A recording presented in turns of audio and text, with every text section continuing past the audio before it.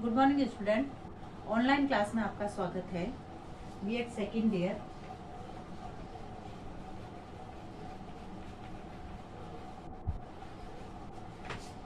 अधिगम हेतु आकलन। अधिगम हेतु आकलन हमारा जो टॉपिक चल रहा है पृष्ठ पोषण प्रकरण पृष्ठ पोषण। इसमें हमने कल पृष्ठ पोषण का अर्थ और इसका महत्व शुरू किया था। आज हमारा नेक्स्ट महत्व के अंतर्गत हमने रुचिपूर्ण अधिगम, मनोवैज्ञानिक प्रक्रिया, अधिगम गति में सुधार, अधिगम गतिविधियों का सृजन, अधिगम गतिविधियों का आकलन, इन सब के बारे में हमने चर्चा की। अब आज हमारा है नेक्स्ट जो पॉइंट है वह सामाजिक गतिविधियों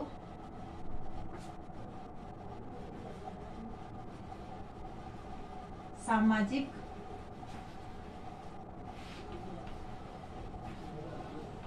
क्रियाओं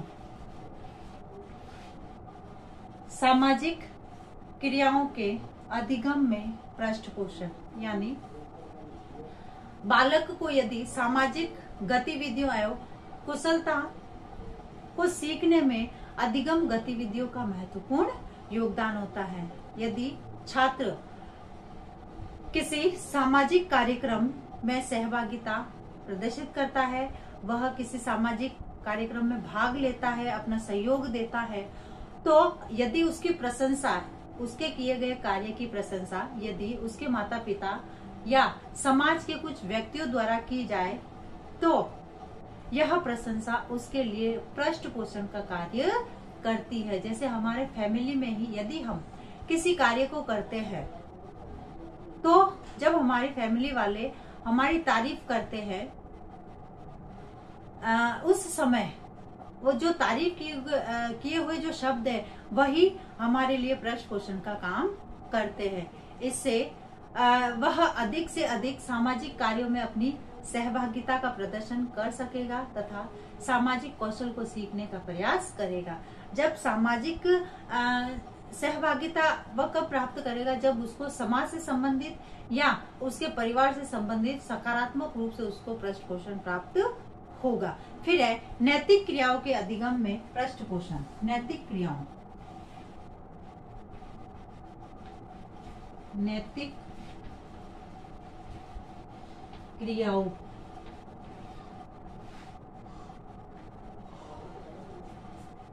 नैतिक क्रियाओं के अधिगम में पृष्ठ पोषण। यानी नैतिक क्रियाओं को सीखने में पृष्ठ पोषण की महत्वपूर्ण भूमिका है, क्योंकि जब बालक को विद्यालय में सकारात्मक रूप से उसको फीडबैक मिलेगा, पृष्ठ पोषण मिलेगा, तब जो है यही नैतिक क्रियाएं बालक के अधिगम में जो है सहायता प्रदान करती है। जैसे सपोज क्लास में यदि किसी बालक के पास या बालिका के पास पेंसिल रबड़ नहीं है तो उसके पास जो बैठा हुआ उसका मित्र है वह अपनी पेंसिल उसको देता है या पेन दे देता है, और वह खुद उसके पास जो है अन्य किसी और पेंसिल या रबड़ से काम कर लेता है।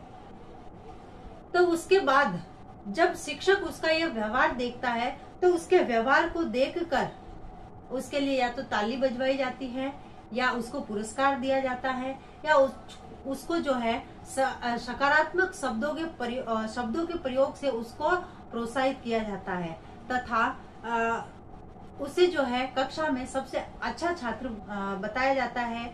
इस पृष्ठ पोषण से वह अन्य सभी छात्र अपने नैतिक गतिविधियों को सीखने का प्रयास करते हैं। यानी उसके लिए यदि क्लास में ताली बजी है तो हम यदि कोई अच्छा काम करें तो हमारे लिए भी जो है ताली बजेगी या पुरस्कार मिलेगा हमको भी।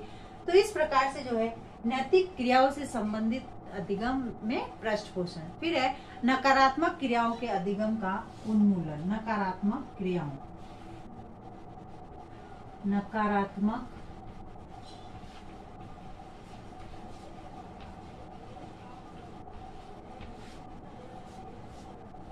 नकारात्मक क्रियाओं के अधिगम में उन्मूलन, यानी नकारात्मक पृष्ठ पोषण के कारण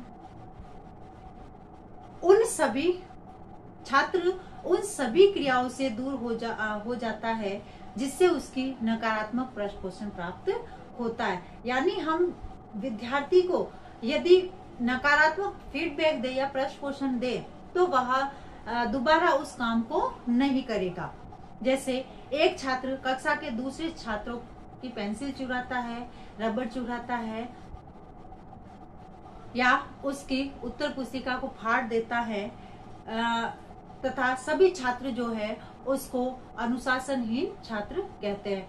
यानी जब इस प्रकार का वह काम करता है तो विद्यार्थियों द्वारा, शिक्षक द्वारा जो है उसको सब पूरी क्लास के सामने डांटना, छात्रों का चिढ़ाना उसको, तो जो है इस प्रकार से जब नकारात्मक पृष्ठ पोषण मिलेगा तो या फिर शिक्षक द्वारा उसको कक्षा से बाहर निकाल दिया जाता है, तो इस प्रकार का नकारात्मक पृष्ठ पोषण उसको अनैतिक एवं अमर्यादित कार्यों को दूर रखने का प्रयास करेंगे कि आज ये बच्चे मेरा मजाक उड़ा रहे हैं तो दोबारा यदि मैं काम करूंगा तो फिर भी मेरे साथ ऐसा ही होगा, या फिर हो सकता है कि टीचर मेरे को क्लास से बाहर खड़ा कर दे। तो इस प्रकार यदि उनको नकारात्मक क्रियाओं के अधिगम का उन्मूलन किया जाता है। कई बार ऐसा होता है कि बच्चे की जब गलती होती है तो उनकी गलतियों पर उनको डांटना भी पड़ता है, नकारात्मक रूप से शब्दों का प्रयोग भी करना पड़ता है। तो इस प्रकार से जो है जब उनको नकारात्मक रूप से जो पृष्ठ पोषण प्राप्त होता है तो वह इस प्रकार की क्रियाओं से दूर रहते हैं। फिर है अधिगम के प्रति सकारात्मक दृष्टिकोण।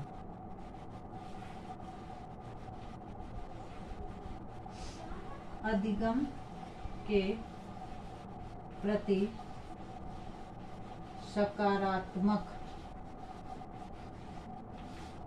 प्रति सकारात्मक दृष्टिकोण। अब जो है पृष्ठ पोषण की प्रक्रिया में अधिगम के प्रति सकारात्मक दृष्टिकोण उत्पन्न करती है, क्योंकि जब एक छात्र द्वारा विज्ञान विषय में जो है अधिगम को कठिन एवं नीरस समझा जाता है, छात्र द्वारा प्रथम बार विज्ञान में एक सरल प्रश्न जैसे सही कर दिया जाता है या गणित का कोई क्वेश्चन हल कर देता है तो शिक्षक द्वारा उसको जो है सकारात्मक पृष्ठ पोषण दिया जाता है, प्रदान किया जाता है।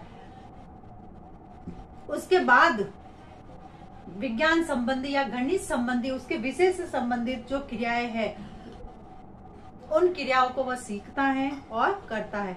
इस प्रकार से विषय से संबंधित जो भी कठिनाई है वह उसके लिए कठिन या उसके प्रति चाहे कितनी भी कठिन हो उसके प्रति उसका दृष्टिकोण जो है वह सकारात्मक बन जाता है। यानी चाहे किसी भी विषय के प्रति बालक जब किसी प्रश्न को हल करता है तो शिक्षक द्वारा जब उसे फीडबैक मिलता है अच्छा, तो वह उस कार्य को जो है दोबारा अच्छा करने की कोशिश करता है। फिर है अधिगम व्यूह रचनाओं का सृजन।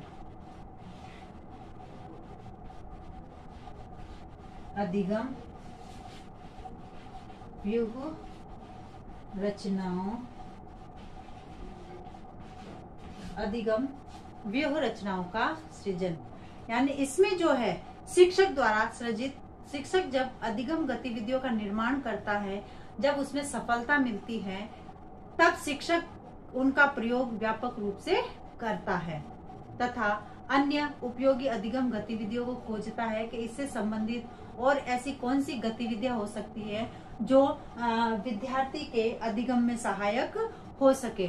ठीक इसी प्रकार छात्र द्वारा भी अनेक उपयोगी गतिविधियों की खोज की जाती है। जब उनको अपनी प्रथम अधिगम गतिविधि में पृष्ठ पोषण प्राप्त होता है कि यह जो किया है अच्छा किया है, तो इस प्रकार शिक्षक एवं छात्र दोनों के सहयोग से अधिगम व्यूह रचनाओं का निर्माण होता है और जो है इसके मूल में पृष्ठ पोषण ही कार्य करता है। यानी अगर शिक्षक द्वारा छात्र के किसी अच्छे कार्य से संबंधित उनको पृष्ठ पोषण प्रदान किया जाए तो उनके लिए वह अधिगम जो है और रुचिकर बन जाता है। इसी प्रकार से जब विद्यार्थी द्वारा अधिगम से संबंधित कोई गतिविधि की खोज की जाती है और शिक्षक द्वारा उसे पृष्ठपोषण प्रदान किया जाता है, तो जो है तो उसमें जो है अधिगम में जो है अधिगम को और रुचिपूर्ण बनाने के लिए पृष्ठपोषण कार्य करता है। फिर है अधिगम सामग्री का सृजन।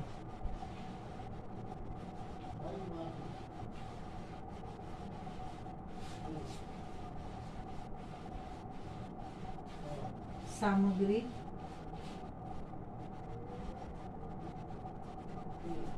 का सृजन। अब जो है शिक्षक द्वारा जब किसी समूह के लिए चित्र, मॉडल, प्रतिरूप इनका प्रयोग किया जाता है, तो उसका आगामी प्रयोग पृष्ठपोषण पर निर्भर करता है कि शिक्षक ने ये जो शिक्षण अधिगम से संबंधित सामग्री ली है, उसका प्रयोग उसके पृष्ठपोषण पर निर्भर करता है। यदि छात्र प्रतिरूप है, चित्र है, मॉडल है, इनसे यदि शिक्षक जो है छात्र शीघ्रता से सीखते हैं, तो छात्र के लिए शिक्षक के लिए पृष्ठपोषण प्राप्त होता है तथा वह अन्य विद्यार्थियों के लिए भी उसी प्रकार से शिक्षण अधिगम से संबंधित जो अधिगम गतिविधि है या अधिगम सामग्री है उसका निर्माण करेगा। जैसे इस प्रकार पृष्ठपोषण के माध्यम से वीडियो, अपने फिल्म है, टेप रिकॉर्डर है, ओवरहेड प्रोजेक्टर है, कंप्यूटर है, दूरदर्शन है आदि के द्वारा अधिगम सामग्री का छात्रों के अनुरूप प्रयोग होगा तथा अन्य सामग्री शिक्षक द्वारा एवं छात्रों द्वारा सृजित की जाएगी, जिससे अधिगम स्तर में सुधार और स्थायित्व होगा। यानी जो अधिगम सामग्री जो प्रयोग में ला रहा है शिक्षक, उसका पृष्ठपोषण उसको कैसे पता चलेगा? फीडबैक, जिससे विद्यार्थी सीखेगा कि वह चित्र के माध्यम से जल्दी से सीख रहा है, तो वह उसके लिए पृष्ठपोषण का काम करता है। फिर अधिगम के लिए प्रेरणा।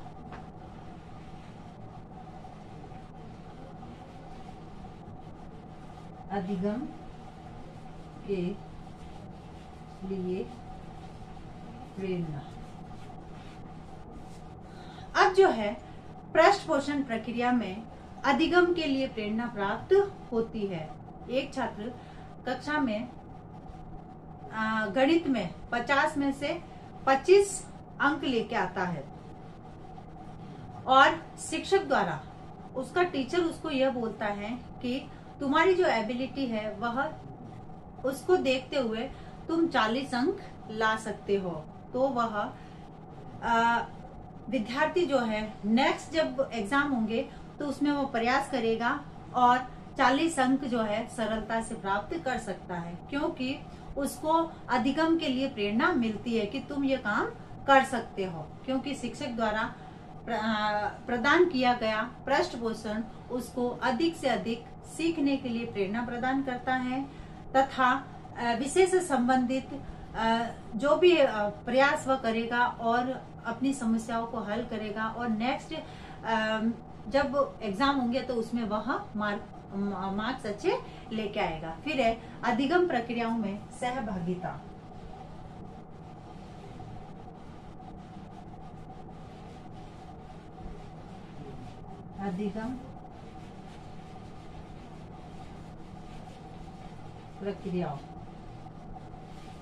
अधिगम प्रक्रियाओं में सहभागिता। अब कक्षा में एक छात्र जो पीछे बैठा हुआ है तथा अधिगम प्रक्रिया में रुचि नहीं लेता है, शिक्षक द्वारा उसे सरल प्रश्न पूछकर उसको पृष्ठपोषण प्रदान करते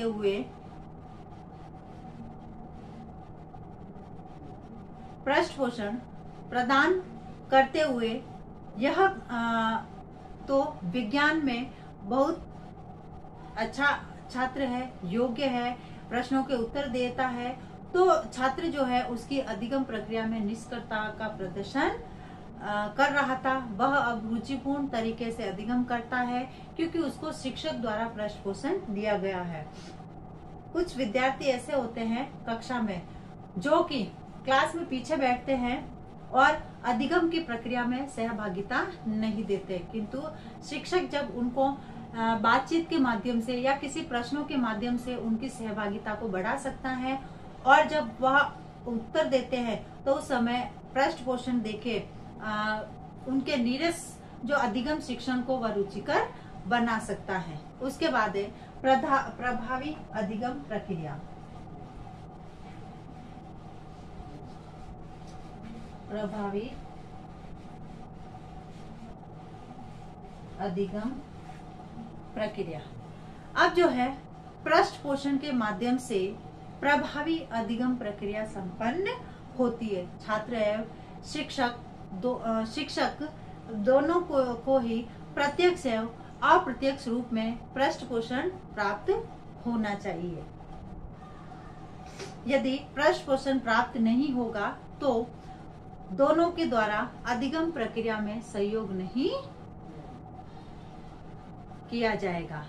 यानी विद्यार्थी जो काम करते हैं उससे शिक्षक जो है चाहे लिखित रूप से उनको पृष्ठ पोषण दे, चाहे मौखिक रूप से उनको पृष्ठ पोषण दे, और विद्यार्थी शिक्षक को पृष्ठ पोषण कैसे प्रदान करता है, उसके द्वारा बताई गई विषय वस्तु या जब वह अधिगम करवाता है तो उसको कितना ध्यान पूर्वक सुनते हैं और सीखते हैं। तो इससे अधिगम प्रक्रिया प्रभावी रूप में संपन्न होगी। जैसे छात्र अधिगम करके शिक्षण को पृष्ठ पोषण प्रदान करता है, इससे शिक्षक नवीन अधिगम गतिविधियों का निर्माण करता है और विभिन्न प्रकार की जो अधिगम से संबंधित सामग्री है वह सामग्री उपयोग में लाता है और विद्यार्थियों के लिए उसका जो अधिगम है रुचिपूर्ण बनाता है। इससे यह स्पष्ट होता है कि पृष्ठ पोषण अधिगम प्रक्रिया के लिए प्रत्येक दृष्टि से महत्वपूर्ण है। अधिगम प्रक्रिया को छात्र एवं शिक्षक दोनों के लिए सार्थक एवं उपयोगी बनाने के लिए छात्रों को अधिक से अधिक सीखने में पृष्ठ पोषण की भूमिका होती है, क्योंकि जब विद्यार्थियों को सकारात्मक पृष्ठ पोषण दिया जाता है तो उसके माध्यम से जो है वह उनका जो अधिगम होता है वह रुचिपूर्ण होता है। अब है आज का आपका गृह कार्य।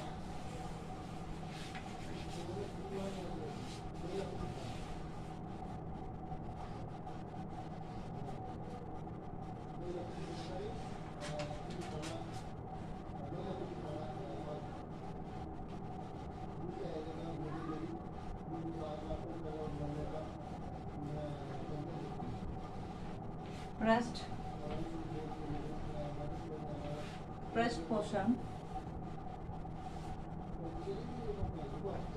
का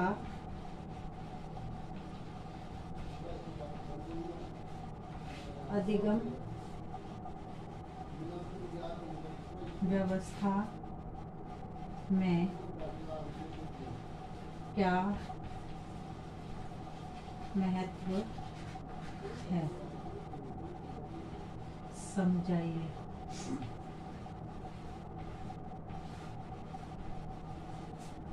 अब एक विशेष बात, जैसे कि हम सभी जानते हैं कि वर्तमान में कोरोना जैसी महामारी भयंकर रूप से फैल रही है, अतः इससे बचाव हेतु हमें उपाय करने, हाथों को सैनिटाइज करना, मुंह पर मास्क लगाना, सोशल डिस्टेंस का ध्यान रखना, 2 गज दूरी, मास्क है जरूरी। Be stand be strong. स्वस्थ रहे, सुरक्षित रहे। धन्यवाद।